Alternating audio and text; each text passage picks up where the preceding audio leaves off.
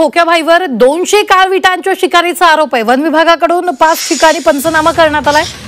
खोक्या शिकारीचं मटण सुरेश धसांना द्यायचा ओबीसी नेते टीपी मुंडेंनी हा आरोप केलाय। बीडच्या शिरूर इथं वन विभागाकडून 5 ठिकाणी पंचनामा करण्यात आलाय।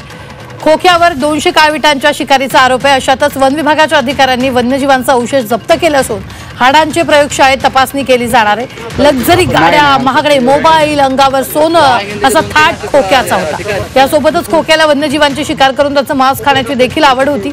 ही बाब समोर आल्यानंतर वन विभागाने शिरूर परिसरात 5 ठिकाणी पंचनामा केला।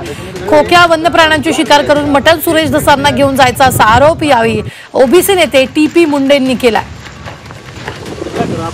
जेव्हा सुरेश धस त्यांचा नेता बोलतो तस त्या वन विभागाच्या अधिकाऱ्याची अगर बाकीच्या कर्मचारी जपानची काय हिंमत आहे गुन्हा दाखल करा त्याच्यावर, कारण त्याला खायला लागतंय ना।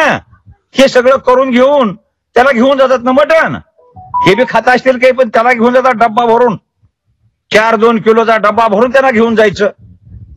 अशा प्रकारचा प्रकार असल्यामुळे कसा केस करील।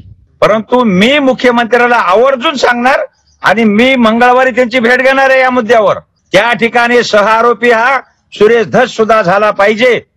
हा दुसऱ्याला म्हणतो अक्का, आता हे तर अक्काचा अक्का झाला ना।